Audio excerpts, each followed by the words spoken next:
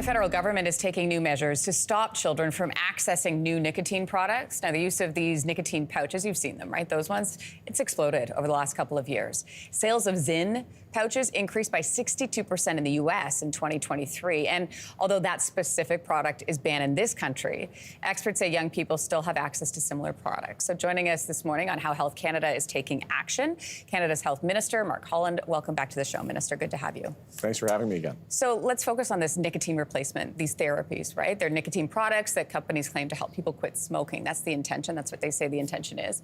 So you have announced several new regulations on these products. So I'm going to read some in part. Banning any ads targeting young people, requiring front of package addiction warnings, limiting flavors to mint or menthol, and allowing only qualified professionals at pharmacies to distribute these. So why did you and the Health Canada team feel these steps were necessary? Well, because the tobacco, companies are evil. They won't stop going after our kids. And we give them the opportunity to innovate in cessation. We want that. We want them to create products to help people from smoking. Look, we've done an incredible job in this country of taking smoking from over 50% to down below 10. But they keep seeking ways to addict kids to nicotine. And it kills them.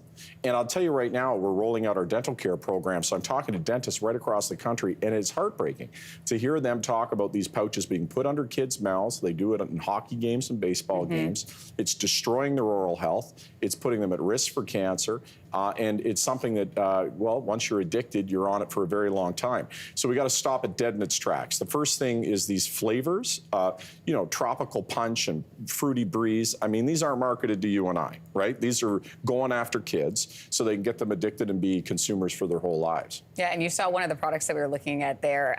And so for people that are unfamiliar, these are literally pouches that people put in their mouths and it releases the nicotine. Correct? Yeah, that's it. And look, the reason it was initially approved is the tobacco companies said, oh, these are for cessation. We're going to help people stop smoking.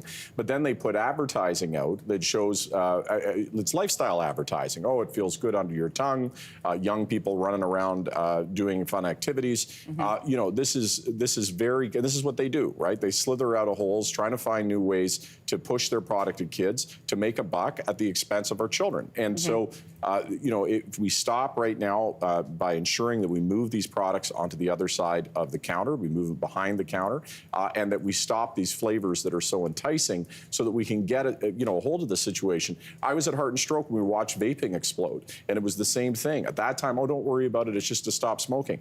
The action wasn't taken quickly enough. We were calling the sirens at that point in time that it was going to be bad. Look at it now. A huge cohort of young people who were addicted to vaping who had no intersection with tobacco.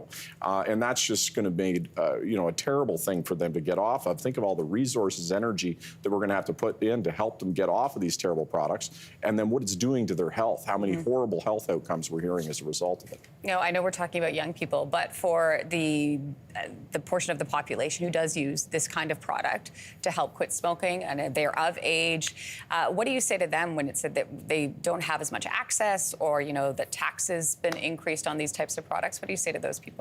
Well, we're making sure that the products that haven't been abused, so you have gum, you have lozenges, you have sprays, these products have been acting responsibly. They haven't been trying to attract youth. That we're making a few changes. As an example, you can just say mint. You don't need to say cool mint or chill mint or, extra cool mint or whatever you're putting in front of it.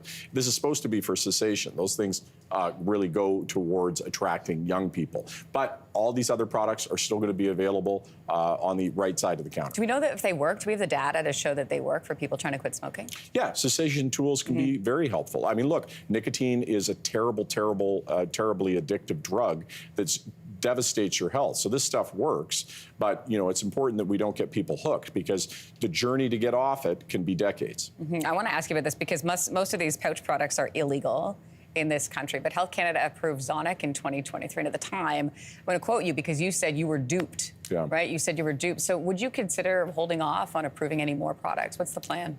Well, we want innovation in cessation. We want new ways to help people to quit smoking. But what we've done here is empowered, and it's why it took a little bit of time to do. In the Budget Implementation Act, we got new laws that give my office powers to be able to pounce when the tobacco companies try to slither out somewhere. So as soon as they try to abuse these loopholes, we have new powers to be able to move immediately. So that's why we can adjust this this action. For lozenges and gums and sprays, we don't have to go as aggressively because they haven't been abused. For these pouches, they're really abusing them, so we're moving them behind counter and we're taking stronger action on flavors. So that gives us the ability to be much more nimble, which we have to be because these are very wily adversaries. Minister Mark Holland, we appreciate your coming in today. Thank you. Thank you. Hey, thanks for watching. If you liked this, be sure to subscribe here, or you can check out more Your Morning videos right here.